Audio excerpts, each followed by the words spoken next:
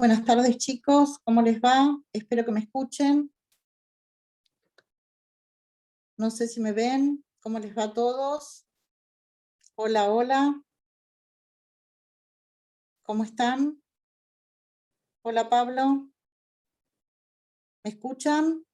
Hola. Bueno, Se gracias. escucha bien, se escucha bien. Muchas gracias. Perfecto, me costó un poco entrar. Bueno, vamos a hablar de lo que nos ocupa hoy, que es los sujetos, el objeto, la causa en las obligaciones, ¿sí? Los elementos que componen la obligación son los que le dan la trascendencia. No se puede hablar de una obligación si no existen sujetos, si no existe un objeto, si no existe una causa o un vínculo. Si tomamos la definición de la obligación, entendemos que la obligación es la relación jurídica en virtud de la cual el acreedor tiene derecho de exigir del deudor una prestación destinada a satisfacer su interés lícito y ante el incumplimiento a obtener forzadamente la satisfacción de dicho interés. Los elementos esenciales, como ya les dije, son los sujetos, el objeto, el vínculo y la causa fuente. Los sujetos son las personas que se encuentran vinculadas por la relación jurídica obligatoria. Dicha relación se caracteriza por la bipolaridad. ¿Por qué? ¿Por qué hablamos de bipolaridad en la obligación? Porque hay un sujeto que se denomina deudor y un sujeto que se denomina acreedor. Y es el acreedor el que va a estar expectante del cumplimiento por parte del deudor de la prestación debida. Y fíjense que si el deudor no cumple con la prestación ante el incumplimiento, es el acreedor quien logrará satisfacer forzadamente su interés subjetivo, es decir, el cumplimiento de la prestación debida. Dentro del polo activo, es decir, la parte activa de la relación obligacional, encontramos al que tiene el derecho de exigir, que en este caso, ¿quién es? El acreedor. El acreedor es el que tiene el derecho, el que tiene a su favor el crédito, el que tiene el interés subjetivo, el que es el titular del crédito, y está facultado a exigir forzadamente el cumplimiento de lo debido ante el incumplimiento por parte del deudor. El polo pasivo, es decir, aquel que está en deuda, el que tiene que lograr que la satisfacción se produzca para liberarse, es el deudor. El deudor es sobre quien pesa el cumplimiento de la prestación, ¿sí?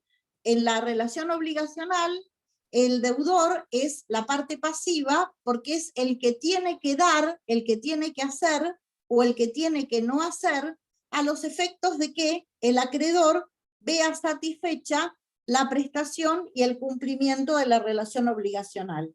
Pero en esta dinámica, tanto el acreedor como el deudor tienen ambos fuerza y sustento para mantener el vínculo jurídico. ¿Por qué? Porque si el deudor no cumple oportunamente con la prestación a su cargo, será el acreedor el que deba exigir. ¿Por qué decimos que deba exigir? Porque si el acreedor no está atento al cumplimiento del deudor y no exige en el tiempo oportuno, ¿qué pasa? La prestación se cae, porque el acreedor en el tiempo que debería haber exigido no prestó digamos, también la inteligencia suficiente para forzar el cumplimiento del deudor. Dicho esto, decimos que los sujetos de la obligación pueden ser tanto personas humanas como personas jurídicas.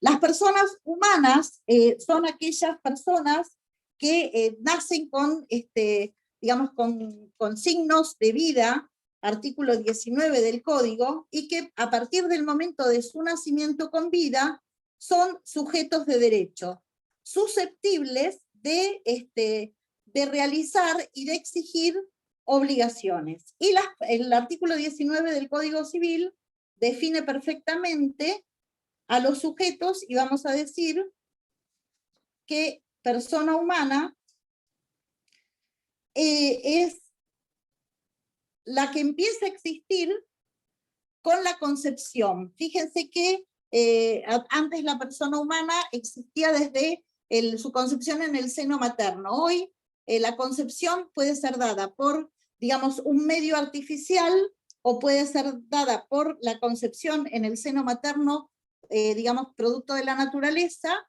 pero hoy se reconoce también que un bebé implantado tiene los mismos derechos que un bebé nacido por la naturaleza. Para que el niño tenga derecho a exigir sus derechos y obligaciones, es necesario que nazca con vida. La presunción está dada en el artículo 21, estableciendo que los derechos y las obligaciones del concebido o del implantado en la mujer quedan irrevocablemente adquiridos si nacen con vida. Si no nace con vida, se considera que la persona nunca existió y el nacimiento con vida siempre se presume. En cuanto a las personas humanas definidas en el artículo 19. Y las personas, decíamos, que también pueden ser susceptibles de ser sujetos de derecho, son las personas jurídicas. Las personas jurídicas son aquellas personas públicas o privadas, entes a los cuales el ordenamiento jurídico les confiere aptitud para adquirir derechos y para contraer obligaciones, para el cumplimiento de su objeto y a los fines de su creación. Artículo 141 del Código vigente. Estas personas, tanto físicas como personas jurídicas, son sujetos de derecho. Y estos sujetos de derecho pueden cumplir la función de ser sujeto pasivo cuando en ellos se establece la deuda, o sujeto activo cuando son ellos los que tienen el derecho de exigir el cumplimiento de lo debido. Tanto la persona jurídica como la persona humana son sujetos activos o pasivos de las relaciones obligacionales. También pueden ser sujetos de derecho una persona que todavía no tiene una existencia actual, pero que está de manera condicionada a que efectivamente llegue a tenerla. Por ejemplo, una fundación, que puede estar autorizada a recibir un testamento o una donación, artículo 194 del Código. Las personas por nacer pueden recibir también bienes por donación o por herencia, pero la condición para que en ellos nazca el derecho, ¿cuál sería? Esta presunción que establecía el artículo 71 del Código de Vélez, que nazcan con vida. Entonces, los sujetos del derecho son las personas humanas y las personas jurídicas. Pero ¿qué nos interesa a nosotros para establecer si son sujetos de derecho? Esto lo vieron en derecho privado. Las personas físicas o jurídicas deben contar con la capacidad suficiente. La capacidad en materia de derecho se divide en capacidad de hecho y capacidad de derecho.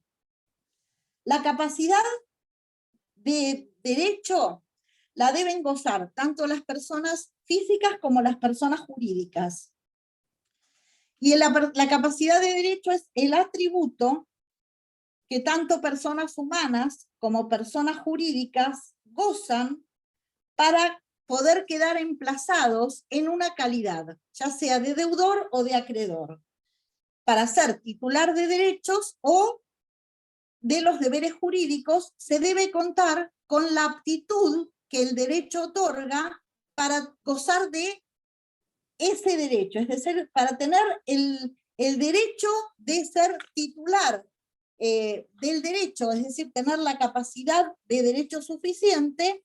Es importante que la ley lo establezca. La presunción es que todos somos capaces relativos de derecho. ¿Por qué? Porque nosotros no gozamos, en principio, de todos los derechos. Esta capacidad de derecho casi siempre es relativa. Si nosotros pretendemos ejercer un derecho del cual no somos capaces, estaríamos haciendo un ejercicio abusivo de nuestro derecho y esto sería nulo de nulidad absoluta. En principio, las personas humanas, la regla es que son capaces de derecho, y excepcionalmente tendrían alguna capacidad específica conforme a la naturaleza. En cambio, la capacidad de hecho, que es la capacidad de ejercicio, que es la capacidad para poder ejercer por sí el derecho, este es un atributo fundamentalmente privativo de las personas humanas. Y para ejercer dicho derecho es necesario que se cuente con la capacidad suficiente. En cuanto a la capacidad de ejercicio o capacidad de hecho, esta capacidad es relativa porque nosotros muchas veces no somos capaces de hecho para ejercer ciertos derechos. Por ejemplo, en materia de un matrimonio existen ciertas imposibilidades jurídicas para que entre sí se contrate sobre determinados contratos, valga la redundancia. Las personas que ejercen alguna autoridad como directores de una sociedad son incapaces, de hecho, para poder también reclamar en una subasta sobre los bienes que integran esa sociedad. ¿Por qué? Porque esta es una capacidad relativa. Entonces, resumiendo, para gozar de la titularidad digamos, del derecho de ser deudor o del derecho de ser acreedor, se debe contar con la capacidad suficiente, con la capacidad de derecho y con la capacidad de ejercicio. En las personas humanas, la capacidad de derecho siempre es, digamos, general y la capacidad de hecho es relativa, pero siempre dependemos de que la ley nos autorice a realizar determinados derechos y a ejercer determinados derechos. La capacidad de ejercicio es un atributo privativo de las personas humanas para ejercer por sí los mismos derechos de los que se es titular. La regla es la capacidad, la que puede ser limitada por razones de edad o de salud mental. Fíjense que las personas que padecen de cierta sintomatología digamos, de demencia, se las considera incapaces de hecho para ejercer por sí sus derechos. ¿Qué quiere significar esto? Que si una persona que padece de una incapacidad mental, como es una incapacidad crónica por tener una enfermedad de síndrome Down, para ser titular de la compra-venta de un inmueble, ¿cómo podrían hacer? Van a necesitar de la presencia de su representante legal que suple esa incapacidad de ejercicio per se. ¿Me van siguiendo? Esto ya lo manejan. Muy bien, entonces, también es muy importante establecer en cuanto a la capacidad, la determinación, la identificación de los sujetos al momento de la exigibilidad de la prestación. Para que una obligación nazca debe haber sujetos determinados o determinables, ¿sí? La determinabilidad siempre tiene que realizarse al momento del cumplimiento de la obligación, porque podrían ser indeterminados en el nacimiento. Ejemplo, yo veo una obligación que ofrece el supermercado Carrefour. ¿Cuál sería? La de vender televisores LED de 55 pulgadas a un valor de 36.000 pesos. Esta obligación que nace de la empresa Carrefour de proveer de determinada cantidad de LEDs de 55 pulgadas, se va a concretar en aquel que va a ser deudor cuando acepte la oferta y pague el precio. Hasta el momento en el cual acepta la oferta y paga el precio, ¿el sujeto acreedor está determinado o indeterminado? Está indeterminado, porque no se sabe quién es el que va a aceptar. Por eso decimos que la determinabilidad se puede producir ad initio, es decir, desde el comienzo de la relación obligacional. Se sabe quién es el sujeto deudor, se sabe quién es el sujeto acreedor, se sabe que esta persona puede ser una persona humana o puede ser una persona jurídica, pero la determinabilidad siempre debe estar individualizada al momento del cumplimiento. Esta obligación, para que nazca válida, puede tener una indeterminación provisoria, pero siempre es necesario que con posterioridad surjan elementos suficientes como para que no haya dudas de su posterior determinación. Los sujetos de derecho pueden ser indeterminados provisoriamente cuando hablamos, por ejemplo, de obligaciones en las cuales hay un título al portador, en las que se transmiten por endoso o simple entrega. También existen obligaciones propter rem, que van con la cosa, se denominan obligaciones ambulatorias.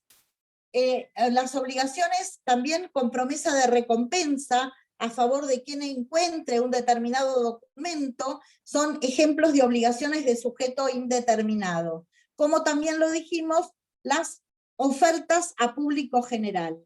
En este caso, estamos abriendo una oferta a una cantidad de personas que son indeterminadas ab initio, pero que en el momento del cumplimiento se sabe quiénes van a ser.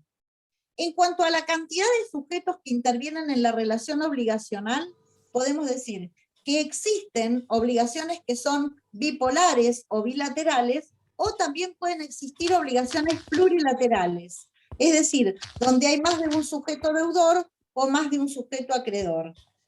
Ambas pueden coexistir, es decir, puede que nazca desde el inicio una obligación con varios sujetos deudores y un solo acreedor, o varios sujetos acreedores y un solo deudor, o muchos sujetos deudores y muchos sujetos acreedores. Y en ese caso se tendrá que establecer cuál es el tipo de responsabilidad que asumen. En las obligaciones simplemente mancomunadas, cada uno deberá deber la parte a la cual se comprometió en un porcentaje establecido, o en aquellas en las cuales el objeto es susceptible de divisibilidad, también se fraccionará si el objeto lo permite y si está preestablecido conforme a lo que cada uno deba cumplir, por ejemplo, en una obligación de hacer, donde se puede pactar por fracción o por medida, pero esto quiero que lo tengan como una base. Entonces, sujetos del derecho, sujeto pasivo, deudor, sujeto activo, acreedor, los sujetos son personas humanas o personas jurídicas. Y también dentro del elemento de los sujetos, puede que se convenga que haya más de un sujeto dentro de la relación obligacional. En cuanto al objeto, el objeto está definido en el artículo 725 del Código. El artículo 725 establece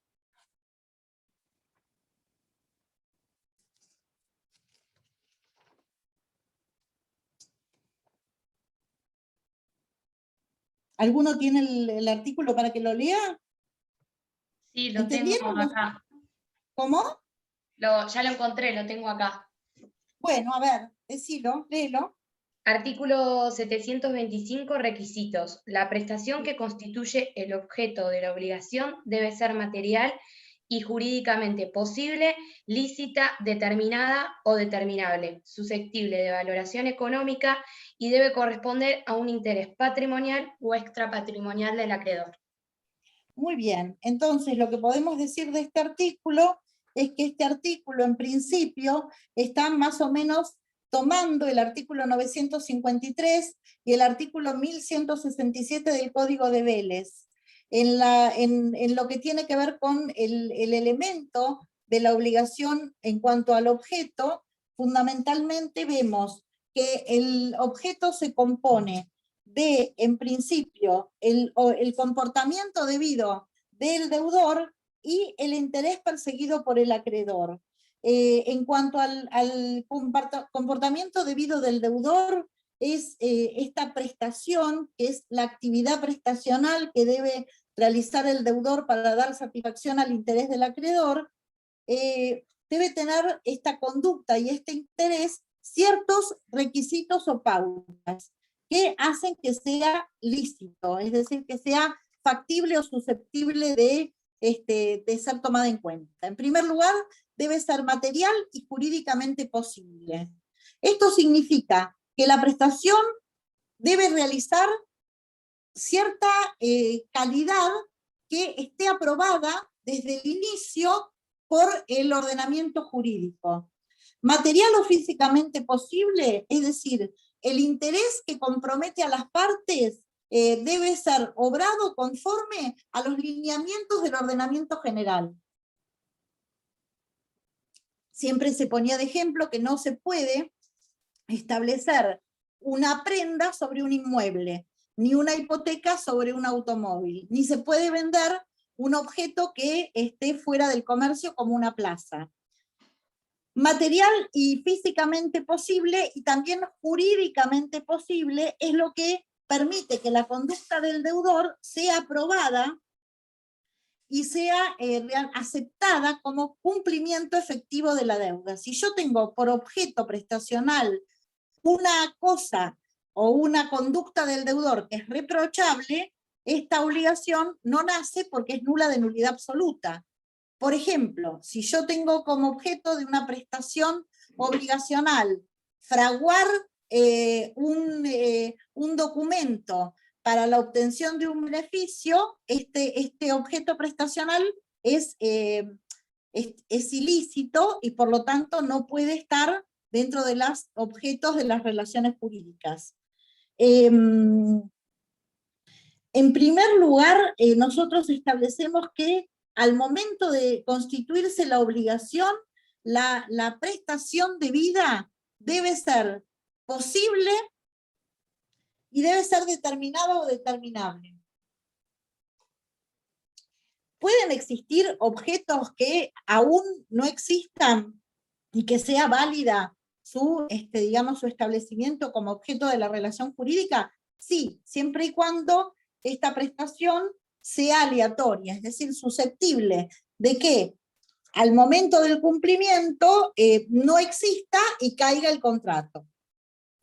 La prestación o el plan prestacional o el proyecto de conducta del deudor para satisfacer el acreedor debe ser una conducta que se encuadre dentro de los requisitos establecidos, material y jurídicamente posible, lícita. Este objeto de la obligación no debe ser contraído en contra del ordenamiento jurídico, teniendo en cuenta las reglas que rigen en materia de orden público, moral, buenas costumbres.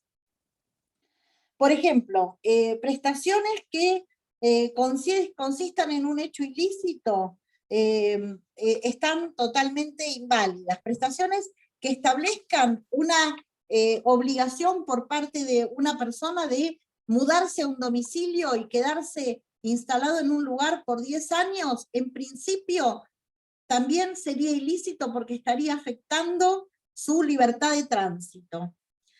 Deben ser determinados o determinables. Volvemos al mismo requisito que también tenía el sujeto. Al momento del cumplimiento de la prestación debida, al momento del cumplimiento de la obligación, la prestación debe estar determinada. Se consideran que son objetos indeterminados, por ejemplo, aquellas obligaciones facultativas, en las cuales queda en poder del deudor la elección de decidir si se cumple con una cosa o si se cumple con la otra. La prestación en principio sería indeterminada para el acreedor porque se daría satisfacción al momento del cumplimiento. Pero siempre esta determinabilidad debe surgir de algunos elementos suficientes y necesarios que no den lugar a duda de la existencia de este objeto. Perdón. Debe ser susceptible de valoración económica, es decir, también tenemos que tomar en cuenta la discusión que existió hace muchísimos siglos en materia jurídica de cuál era el interés perseguido por las partes. En materia obligacional no cabe ninguna duda que el interés es siempre del orden patrimonial, porque puede que, digamos, haya alguna intencionalidad del orden moral en cuanto a la recepción de un objeto para el acreedor que es invaluable desde el punto de vista económico, pero siempre ante el incumplimiento, si yo no puedo obtener en una compra de un remate un mueble que pertenecía a mi familia, y ese mueble tiene una valoración económica porque realmente tiene muchísimos años, es de una madera noble que no existe, roble de Eslavonia, y en realidad, si bien tiene una valoración económica determinada por su material, por el material que compone el mueble, que estaría evaluado, por ejemplo, no sé, en 17.000 pesos, pongo una cifra irrisoria, lo que representa ese mueble para mí en la adquisición sobrepasa y en mucho a esos 17.000 pesos. Entonces, lo que queremos establecer es que ante el incumplimiento de la entrega de la prestación, por ejemplo, yo compro en un remate porque logré localizar ese mueble que era de la familia, y lo compro a un valor determinado, pero en el momento del traslado me lo rompen al mueble, y cuando yo tengo que demandar a aquel que lo trasladó, el precio que yo le voy a poner a ese mueble, ¿es el que verdaderamente pagué o es el que me provocó el daño moral de no tener aquello que fui persiguiendo durante años y que localicé? Siempre el valor a veces es susceptible de una valoración mayor que el precio real. Lo que les quiero decir es que siempre hay un interés patrimonial que muchas veces coincide con el valor real del objeto y otras lo sobrepasan. No sé si me entendieron el ejemplo, pero es en cuanto al incumplimiento. En el momento en el cual yo cumplo con la entrega del objeto, el objeto tiene el valor que se le dio en el mercado. Pero ante el incumplimiento, el valor a veces puede llegar a ser muy superador. Y siempre el objeto es susceptible de valoración económica. ¿Me entendieron? Bueno, otro de los elementos importantes de la obligación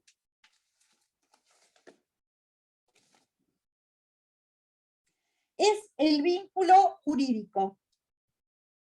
El vínculo jurídico. El vínculo jurídico es el elemento más importante de la relación obligacional, porque cuando nosotros conjugamos el interés del acreedor cuando ve satisfecho su interés cuando el deudor cumple, hablamos de una sujeción, de una suerte de coacción, de una suerte de potestad del acreedor sobre el deudor para que el deudor cumpla en el tiempo específico y determinado con la prestación a su cargo. El vínculo es la sujeción del deudor al cumplimiento de la prestación debida. El vínculo jurídico se puede decir que es el elemento más importante de la relación obligatoria, ya que es el enlace o el nexo entre las dos partes. Y fíjense que el nuevo código lo establece, porque en la definición, el nuevo código marca la actitud activa que debe tener el acreedor si el deudor no cumple oportunamente con la prestación a su cargo. La obligación es la relación jurídica en virtud de la cual el acreedor tiene el derecho de exigir del deudor una prestación destinada a satisfacer un interés lícito. Y ante el incumplimiento, a obtener forzadamente la satisfacción de dicho interés. Acá, ante el incumplimiento, obtener forzadamente la satisfacción del interés, vemos la sujeción que ejerce el acreedor sobre el deudor, porque ante el incumplimiento del deudor, el acreedor cuenta con los medios suficientes para ejercer el derecho de cumplimiento forzado. Entonces decimos que el vínculo obligacional, en primer lugar, limita jurídicamente al deudor, ya que ante el incumplimiento de la obligación, éste deberá soportar todos los medios que la ley le otorga al acreedor para hacerse del objeto, de manera forzada. También hablamos de que permite precisar en forma cuantitativa y cualitativa hasta dónde el deudor puede dar satisfacción al interés del acreedor. Y en algún punto, algunos autores establecen de que el vínculo coliga, o sea, el vínculo establece la obligatoriedad de mantener dinámica la relación jurídica obligacional. Este interés que debe ejercerse para que el deudor logre el cumplimiento de la prestación debida hace que, si el deudor no lo cumple voluntariamente, el acreedor lo admita. ¿Existen atenuaciones al vínculo? Sí, porque si no parecería muy arbitraria la facultad que tiene el acreedor sobre el deudor para que el deudor cumpla con lo debido.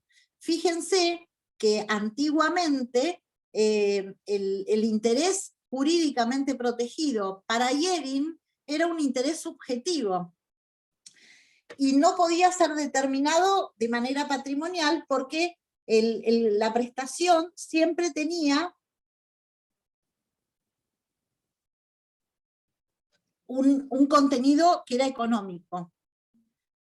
Eso lo decía Savigny. Hering establecía una objetivación del objeto y establecía que ante el incumplimiento de la prestación a cargo del deudor, el acreedor podía verse satisfecho en su interés por una indemnización, que fue un poco lo que establecieron las corrientes modernas, como la corriente alemana, la corriente romana, que establecían que si bien el interés perseguido por el acreedor era, digamos, el cumplimiento de la prestación debida, ante el incumplimiento existía una indemnización que podía superar el valor económico. Fíjense que tan es así que en algún momento se le puso un tope a las indemnizaciones, porque si nosotros hablamos de una prestación incumplida, no solamente vamos a tener derecho al reclamo de lo que efectivamente perdimos, sino de todo lo que trajo aparejada esa pérdida de ese interés.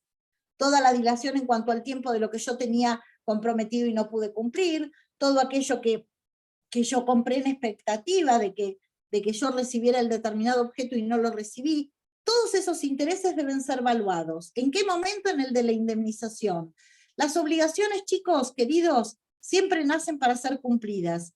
¿Cómo se cumple la prestación? La prestación se cumple de manera ordinaria a través del pago, es decir, el cumplimiento de la obligación de dar, de hacer o de no hacer.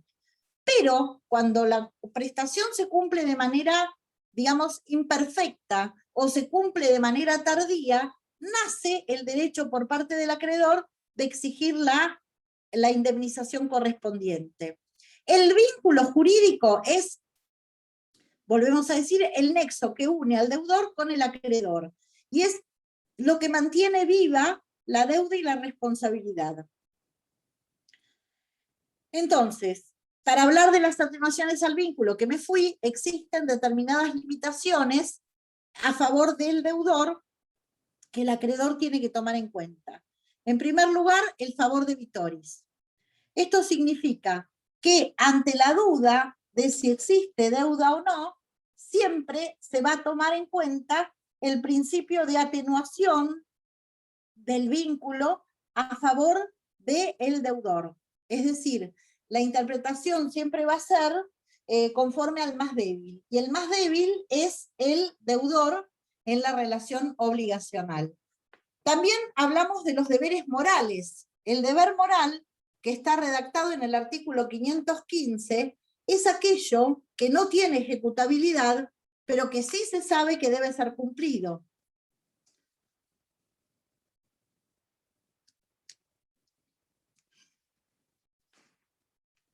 Nosotros hablamos de los deberes morales como aquellos deberes que nacen digamos, de la moralidad, nacen de las pautas de derecho natural y que convierten digamos, al obligado en responsable de sus actos, pero no tiene la facultad de, digamos, de ejercerlos judicialmente.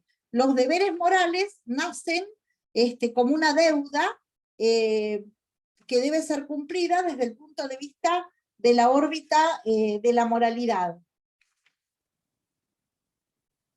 el artículo 728 nos habla del deber moral como lo entregado en cumplimiento de deberes morales o de conciencia es irrepetible.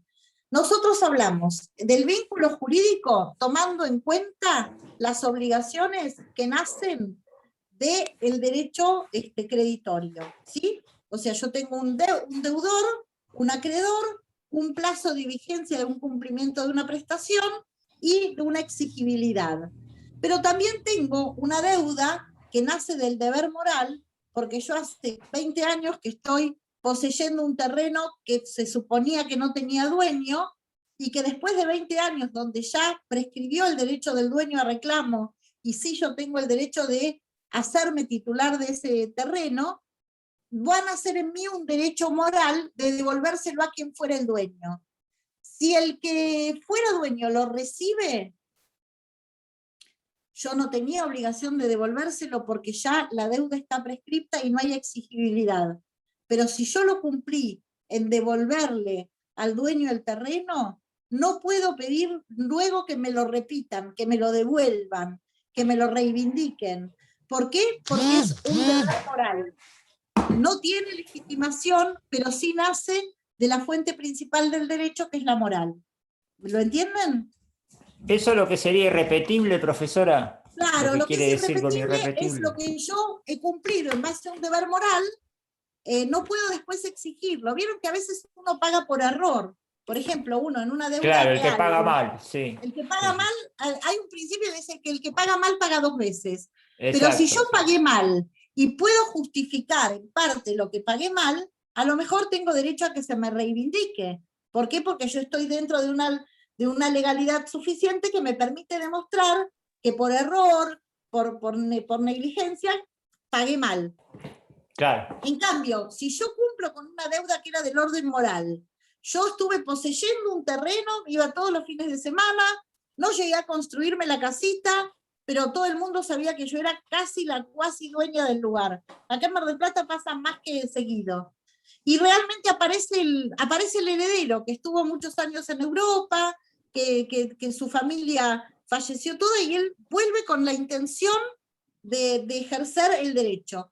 No había escriturado, porque si escritura es un derecho perpetuo, a perpetuidad, o sea, absoluto y a perpetuidad. Él realmente No pasado los 20 años que estuvo la persona con ánimo de permanecer, ¿no? ¿Era? Claro, claro. Sí, sí, Ese terreno estaba siendo poseído legítimamente, pero no había escrituración. Y vuelve con el boleto que había firmado el verdadero dueño con él, y en principio hay un deber moral del que lo poseyó, porque el que lo poseyó se entró en el lugar y lo empezó a ocupar, y nadie lo sacó porque no había quien advirtiera que él estaba ocupando un lugar que no le pertenecía.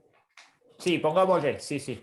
Pongámosle, Sí, pero sí. viene con el boleto de compraventa que fue firmado, que ya está prescripto, o sea que no tiene derecho a reclamar nada porque tiene mejor derecho el que está poseyéndolo que el que viene con este boleto, que sí, que originalmente lo vendió el dueño, pero que quedó en la nada. Hay un deber moral de parte de aquel que lo ocupa, que sabe que sí, que el verdadero dueño era don Jacinto y que los estaba vendiendo por fraccionados y en cuotas. Vieron que ahora volvieron a aparecer los terrenos fraccionados en cuotas. Y esta persona había pagado hasta la cuota casi 90, hasta las 90 cuotas en un plan de 100 cuotas.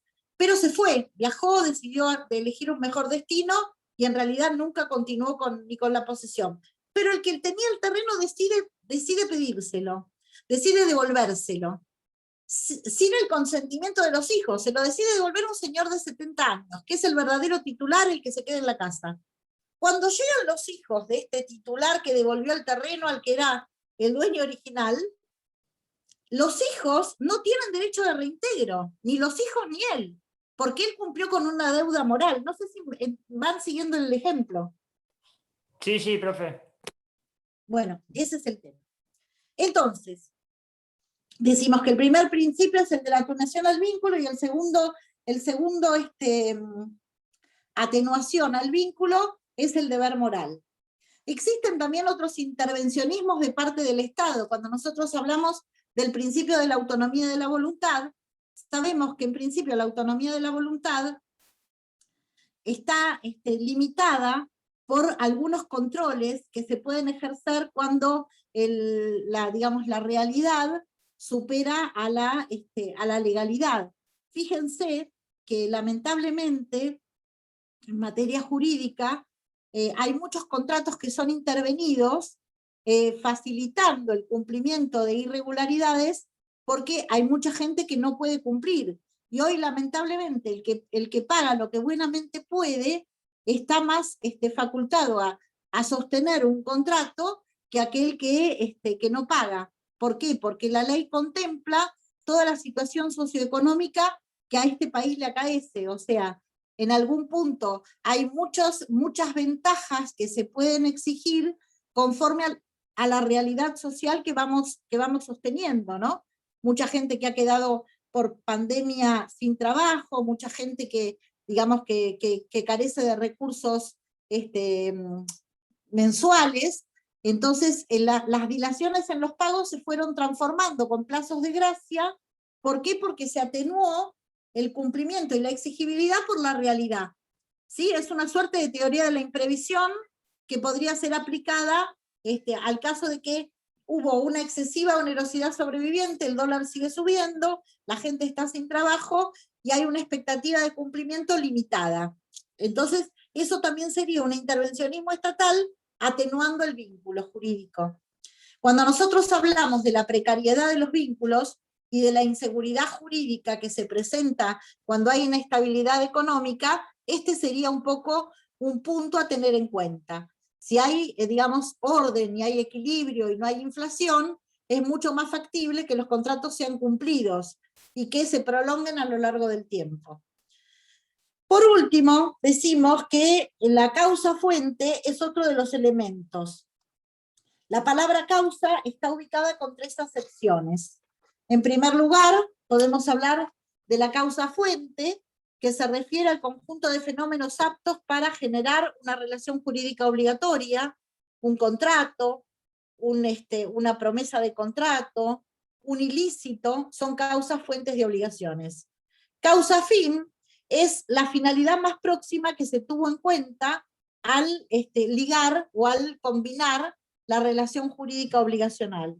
La causa fin del contrato siempre puede estar establecida por las partes. Por ejemplo, cuando una persona compra un departamento porque la vereda del Sol favorece un tratamiento médico y se adquiere la propiedad no solamente con un fin determinado, sino con un motivo.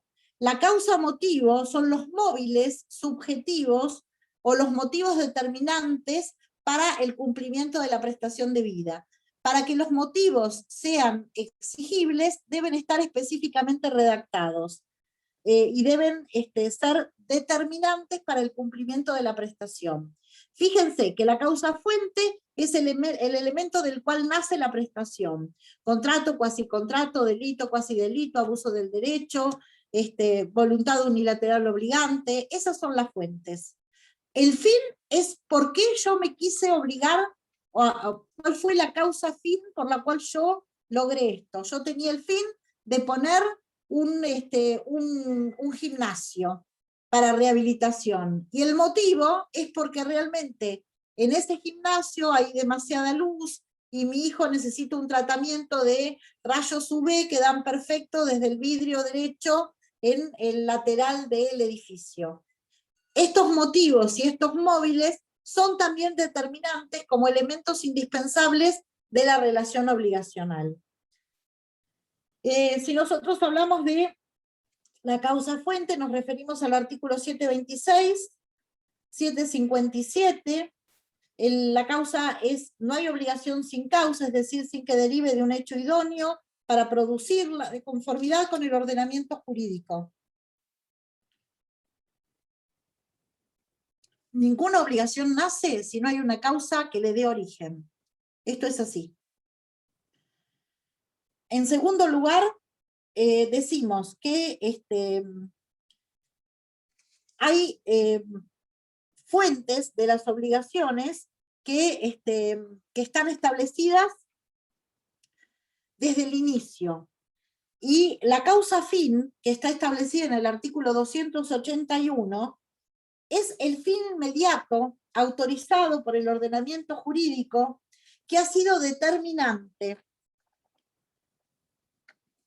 281.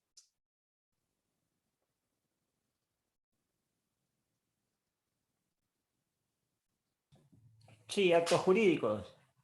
Claro, es la causa de los actos jurídicos, Sí, exactamente. Porque la obligación es un acto jurídico. El contrato es un acto jurídico. Y todo contrato, toda obligación, nace de una causa. Causa del acto jurídico. La causa es el fin inmediato autorizado por el ordenamiento jurídico que ha sido determinante de la voluntad.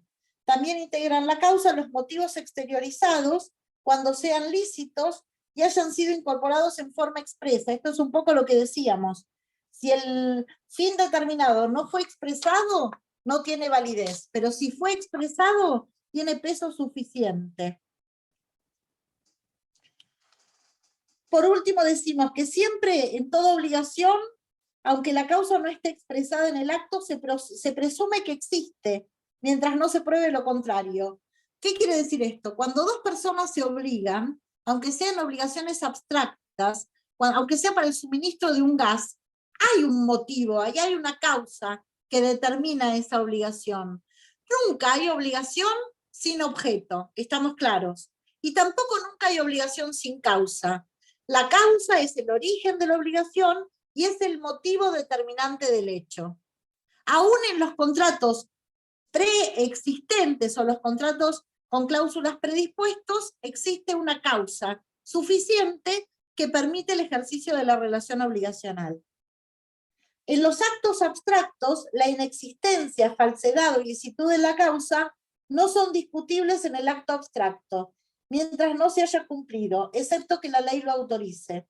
Actos abstractos son los que carecen de causa presente, y no están previstos de manera general en el código. Por ejemplo, una cesión de créditos. Todo acto jurídico tiene una causa. En cuanto a las obligaciones abstractas, se trata de actos jurídicos que son válidos con prescindencia de la finalidad que hayan tenido las partes. Por ejemplo, en un determinado predio se establece un contrato de suministro de gas y no interesa ni es relevante qué vecino quiera adherirse o qué vecino no quiera adherirse a esa red de gas. Ya es suficiente que pase la red de gas por la calle Benito Lynch para que todos los que estén en esa calle se tengan que adherir. En las obligaciones ambulatorias, que son aquellas obligaciones con las que carga la cosa, son las obligaciones propter rem, también nace de una causa abstracta. No interesa, ya por el solo hecho de tener un inmueble hay una carga que compromete el pago de un impuesto. Y eso es una obligación ambulatoria, independientemente de la intencionalidad de las partes. Chicos, hasta acá llegué, espero que hayan entendido elementos, sujetos, objeto, vínculo y causa. Si hay alguna duda, me dicen. Doctora, ¿me escucha? Perfectamente. Hago una pregunta por la analogía que usted puso en la causa fin. Si yo compro el departamento que usted dice porque me daba el sol esto y lo otro, y lo pago en 24 cuotas, en la cuota número 15 me construyen un paredón de enfrente y ya no me entra más el sol. Mira, ¿es discutible? Sí, por supuesto que sí. Por supuesto que sí. Lamentablemente, a veces demoran tanto cuando uno habla del derecho a llegar a la justicia, ¿no? Si yo hice un pacto con una constructora que me garantizó de manera suficiente que sobre ese predio no se iba a construir nada, y yo di motivos determinantes para que la razón de mi compra es la luz que llega a mi patio, si se construye, ellos están violando una cláusula. Al violar una cláusula, yo puedo darle nulidad al contrato y solicitar que se me reintegre lo que puse, más la indemnización de los perjuicios. Todo esto depende... Siempre y cuando yo lo haya preestablecido. Exacto, en la causa fin. Y una pregunta más del tema anterior que me quedó una duda. Si yo ocupo un terreno, hago el uso campeón, pasaron los 20 años, de forma lícita, bla, bla, bla, todo lo que sabemos. y aparece el dueño. Si yo inicié, perdóname, Pablo, si inicié el juicio de usucapión y en realidad no voy a tener. Al tachero, Si yo Mariana. inicié el juicio, no se lo voy a devolver. No, El tema es que pero yo la pregunta es esta, doctora, para ver si me queda claro. Apareció el dueño y bueno, yo tengo una cuestión de moral y digo, sí, voy a ir al dueño, bueno, yo te voy a pagar 24 cuotas de X pesos. Y en la cuota número 3 ya dejo de pagar, sigo debiendo las 24 cuotas, ¿correcto? ¿Entendí bien? Si yo me hice Mirá, un compromiso, una nueva obligación.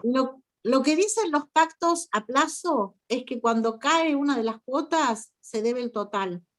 Esto Bien, es también por eso una digo, cuestión. a ver si interpreté bien. Por más que yo lo haya hecho por una cuestión de moral, que no estaba obligado, me comprometí porque sí, tenía razón, la verdad que yo tuve 20 años acá, ahora es mío, pero vos apareciste, bueno, y yo te voy a pagar en 24 cuotas de X pesos. Y en la cuota 3 dejo de pagar, te estoy debiendo las otras 21 cuotas. Esa es la Sí, pregunta puntual. claro, pero Bien, en realidad el ejemplo era otro. Yo debo lo que yo pacto como deuda y pagar en plazos. Yo debí la cuota número 5 y no la pagué en término y no avisé y no me dieron la gracia, debo todo, porque el contrato cae. Los bien. contratos en cuotas deben ser cumplidos en tiempo y forma y son Está bien, perentorios en cada uno de los vencimientos. no, ¿Eh? pero quería volver al tema ese. Por más que yo no esté obligado, cuando me obligué, ya soné, entre comillas, ya lo debo Claro. igual. Bien, Claro, esa porque, era la a ver, pregunta. y también es el ejemplo en el cual uno, por ejemplo, una obligación del orden natural, que ya no están reguladas como obligaciones naturales, y sí, el Código Nuevo habla de deber moral. Si yo pacto una cuestión y la reconozco a través de una cláusula accesoria, una cláusula penal, y yo me comprometo a periódicamente del 1 al 15 pagar X cantidad de suma, y yo no la pagué, yo estoy incumpliendo una obligación que es a término, que es real, o sea, y Vale, corro con sí. con todos los perjuicios que tiene esa obligación. Gracias por aclararlo, doctora, muy amable. Un placer, chicos, nos vemos la próxima. ¿Alguno tiene alguna duda? No, Sí, no sé profesora, cómo se sube. una duda más, perdón. Sí, sí, Las no, yo tengo obligaciones. todo.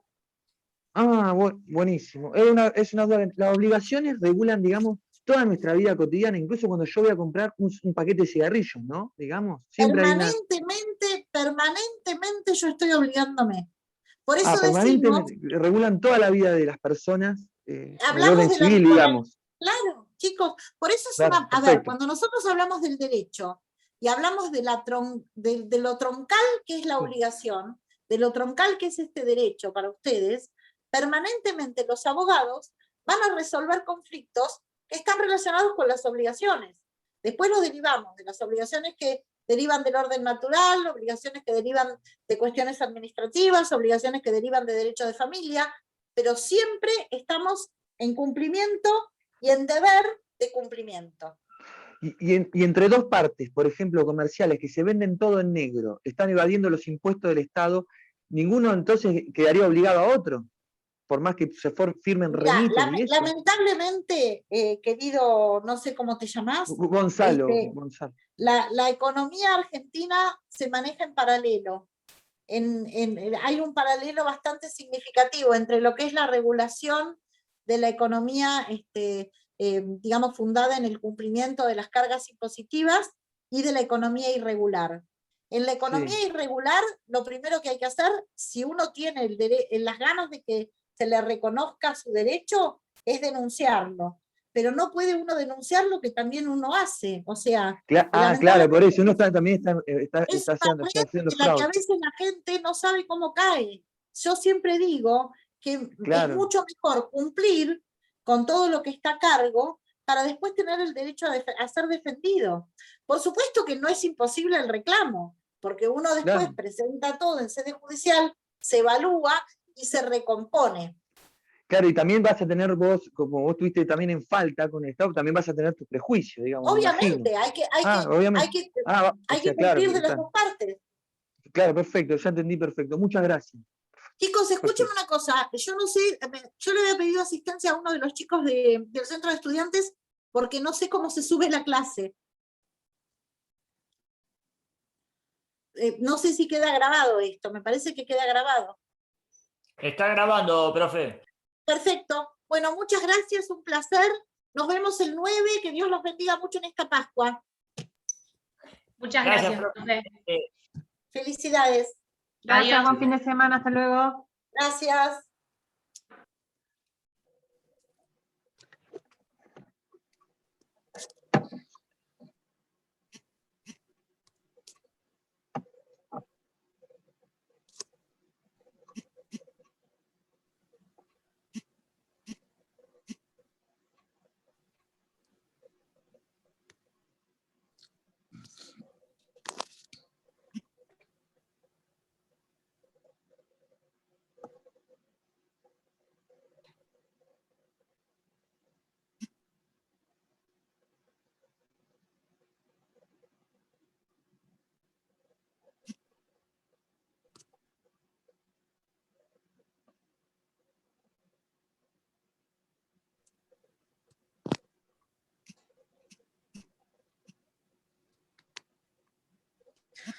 Ay, María, ahí terminé la clase, no sé cómo me fue, pero bueno, fue bastante interesante e intensa.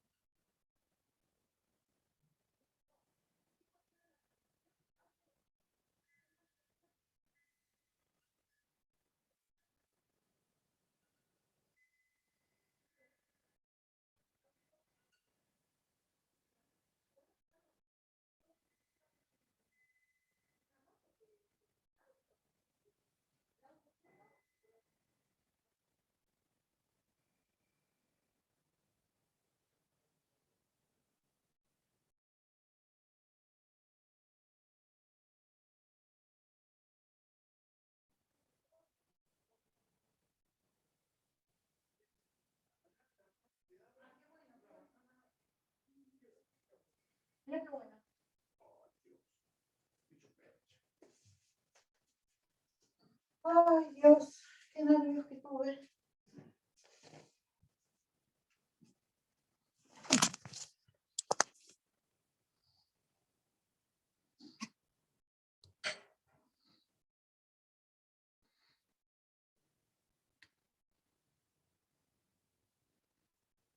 Lo que no entiendo es por qué te haces tanto drama si la tenés re clara.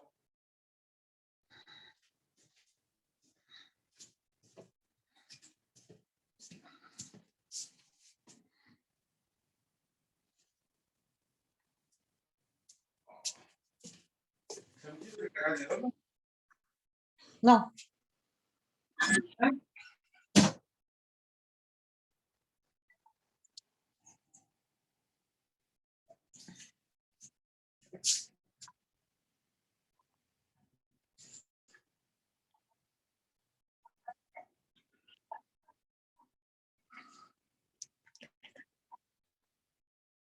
Hola chicas, no, me encantó el plan. Ine, ¿te acordás que nosotros habíamos hablado de que yo hace un montón que no veía a los chicos? Pero nosotras antes nos encontramos, vos y yo, Ine, y cambiamos el pijama. Tipo 12 yo te paso a buscar por tu casa. Inés, así te olvidás del auto y todo. Yo te paso a buscar, cambiamos el pijama, almorzamos algo rico y después cuidamos a los nenes. Me encantó el programa. Yo recién acabo de terminar la clase.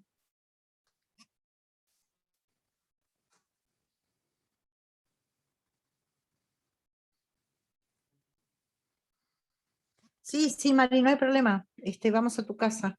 Yo no tengo problema. ¿Vos, Cine, qué decís?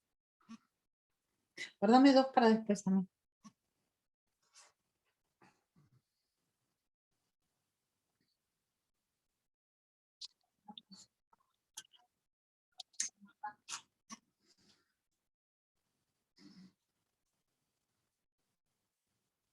Necesito unas palabras positivas, me dice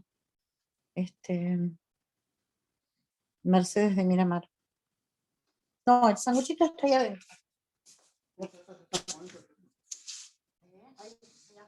Eso es. Hoy comemos la sopa, comemos la tarta que sobró y hago una de jamón y queso con azuquita. Ahí está.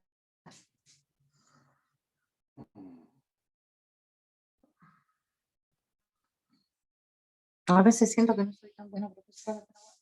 Dejate de joder. Si los chicos te están esperando para que vos lees la clase, más vale que por la profesora. No te hagas la... Bueno, ¿eh? Sabés que sos bueno en todo eso.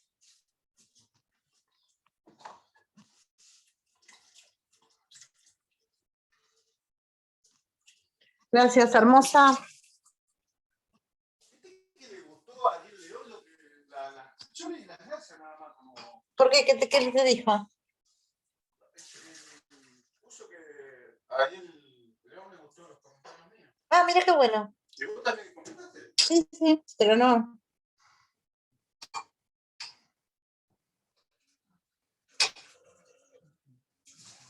Vos le preguntaste si cuándo venía para...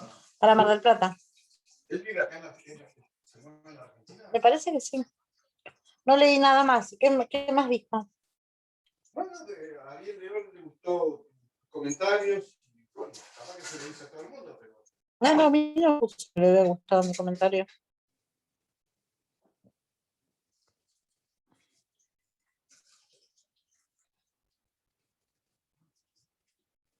Y habla con gente que parece que ya vio muchas cosas. ¿Eh? Sí, porque él da cursos, Saúl. Había guardado yo un símbolo que hay que poner sobre la cama. ¿Viste qué lindo lo que vi hoy yo? El coso de Astor Piazzolla. Sí. Me encantó. Estaba al lado de Karina Levina yo. La que canta.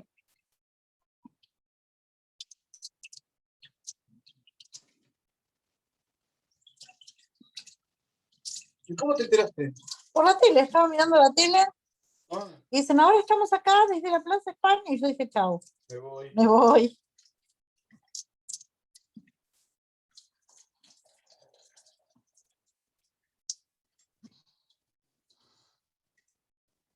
No, no dijo nada de mí, Ariel León. No te tiene en cuenta, ¿viste? No, me tiene en cuenta. A partir de que llegué yo, sos Laura, No, nunca me Laura tuvo en Cecilia, cuenta. porque la mujer de Saúl. Obvio. Obvio. Me encanta ser la mujer de Saúl. No, pero en realidad a Saúl lo conocimos por Laura.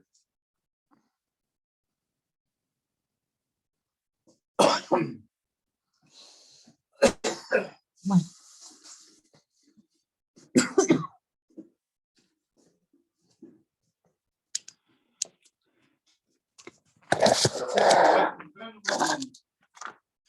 Y me voy a ir,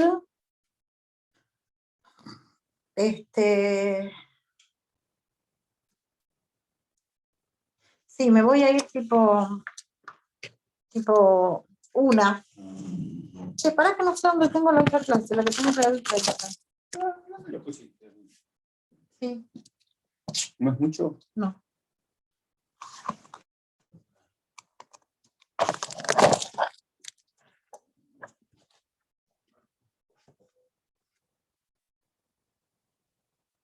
Pero mira, pues, mugre. ¿Cómo, señora Felice?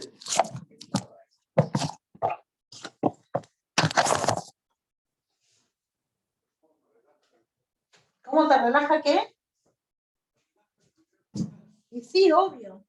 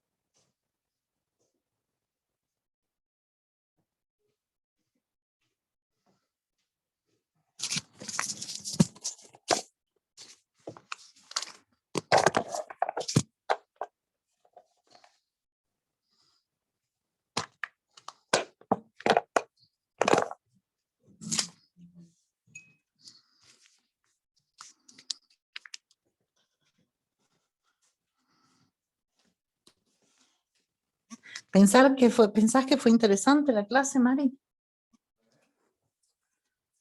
No, estoy hablando con una chica que ve, que estuvo en la clase, a ver qué le pareció.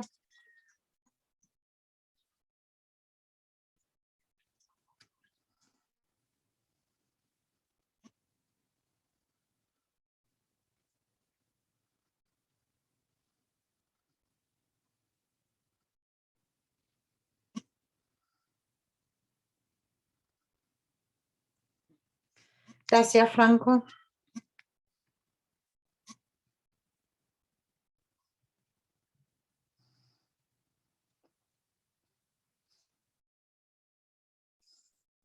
Ale, ¿cómo va? ¿Cómo está todo? ¿Cómo está Ignacio?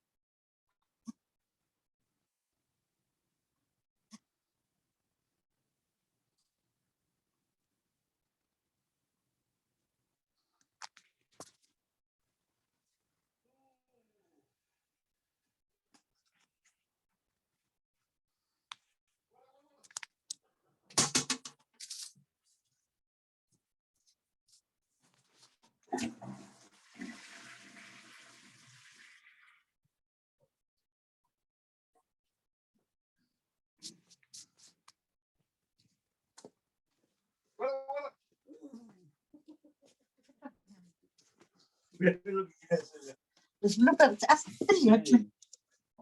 Después entra el coso. Se lo hace. ¡Oh!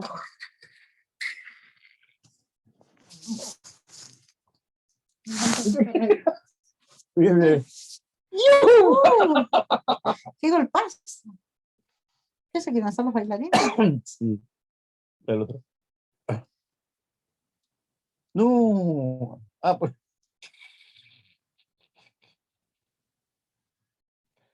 Eso cuando ya estás pasado de copa en los bailes, Mañana llueve. en los festejos, no sé. No, yo le dije a Brian que iba a ir, pero más o menos a las 11, por ahí. ¿Querías almorzar con él? Seguramente. Lo que vamos a comer los dos, nada más, por ahí picoteamos algo, nada más. Porque Chochi está trabajando. Sí, pero aprovecha, anda con él y hacete. Sí, quería acomodar las cosas ya, esas que tengo ahí, a ver si qué sirve, qué no sirve, por ahí me traigo un bolsito, no sé. Ahora entramos tu hamaca paraguaya y el té. ¿Te parece bien? Sí, En un rato. mirá lo que hacen, se sabe que sí o sí se van a dar vuelta, porque tienen 3 ruedas nada más. Y a propósito, ¿no? Qué locura.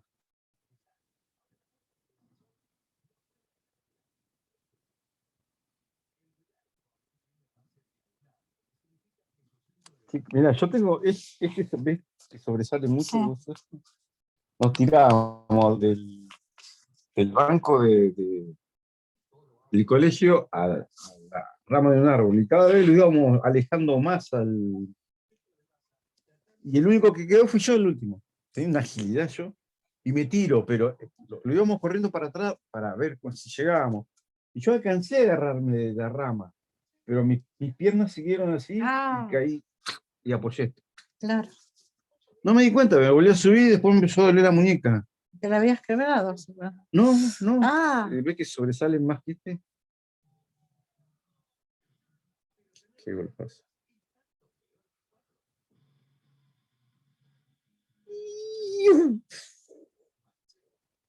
Parece un autito de circo, ¿viste? Qué locura. ¿Qué hace la gente para divertirse, no? ¿Sí? ¿A qué hora te despertaste vos? A las Hoy. 8. ¿Sí? Ujú.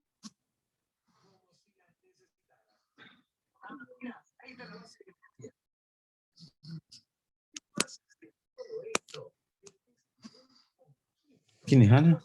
No, una Mariela se llama. No tiene La que voz pone parecida. la que pone las semillitas. ¿La que fuimos a la casa? Sí. Ah.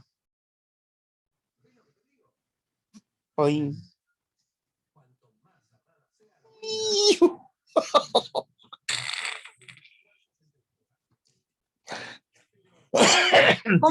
¿Cómo va el viaje en el tren, chicos? Cuenten la experiencia. ¿Cómo llegaron? ¿Cómo le fue? Mira, Valentina y Ezequiel, que se fueron en tren. ¿Ah, sí? A Mirá, Buenos Aires, ¿no? a Bueno, Buenos Aires. Míralos. qué Yo bueno. quiero viajar con vos en tren. Bueno, ¿Viajaste alguna vez en tren? sí. Mira.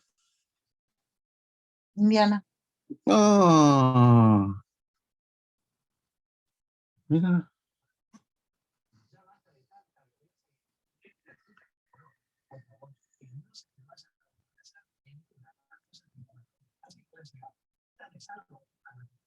Pero eso tenés que pagar para que hagan eso, ¿no? Mi amor, es una ecografía, es un estudio. Ya sé, pero tenés que pagarlo. No, la obra social te lo reconoce. ¿Ah, sí? Claro. Mirá vos, la nariz, la carita, la boca, ojito. 2,5 kilos ya pesa.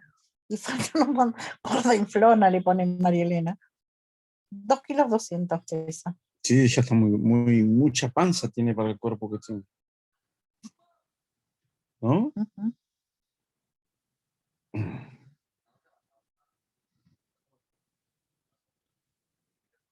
Más contenta que perro con 2 colas. Y Vamos, sí.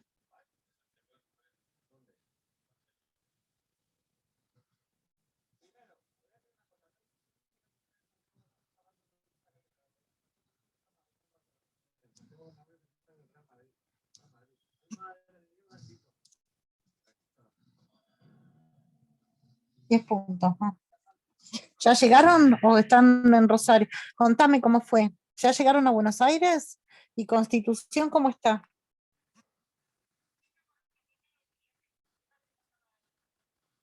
¿Eh?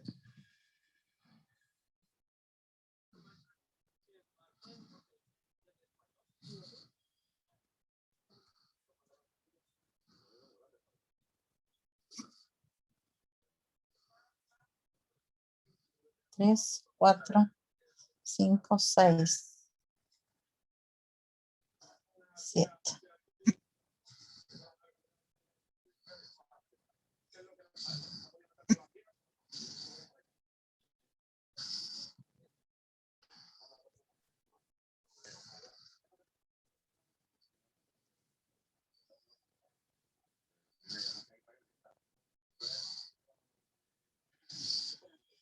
¿Pero quién sos, puto?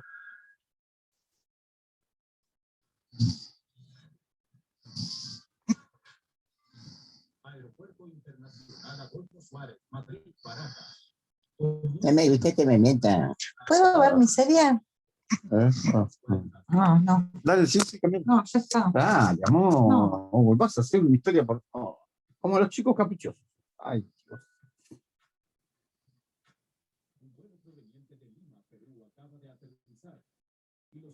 Ponelo, serie. Terco. ¿Viendo ahora? No. Yo me voy un segundo. No.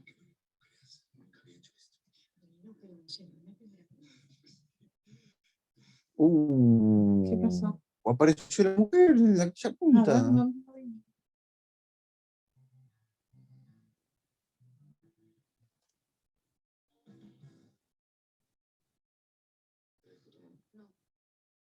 Los dos son los mentirosos. Eso nadie me lo dijo. Y si no lo escuchaba de casualidad, a lo mejor me hubieran muerto sin saber. Estamos conversando con los tres que debemos. No, lo que hablo, yo nada más quiero saber a qué volviste. Volví a reconectar con mis amigos, a eso volví. Y no sabía de tu Es existencia. un De verdad. mentiroso, deja de mentir. No estoy mintiendo. De verdad, no. Ale, soy ginecólogo. Yo cada día traigo niños a este mundo. No traes, Cada bro. día veo cómo se emocionan los padres. Eso está mal dicho. O sea, ¿qué más quisiera yo que haber vivido eso contigo? Pero entonces, ¿qué? ¿Mi mamá no te lo dijo o qué? No, nunca me lo dijo. Y no El ginecólogo que dice eso es ególatra. un idiota. Casi ni le avisé que me iba. Yo voy a salir. No, tienes una hija. ¿Ok? Mi papá es Max.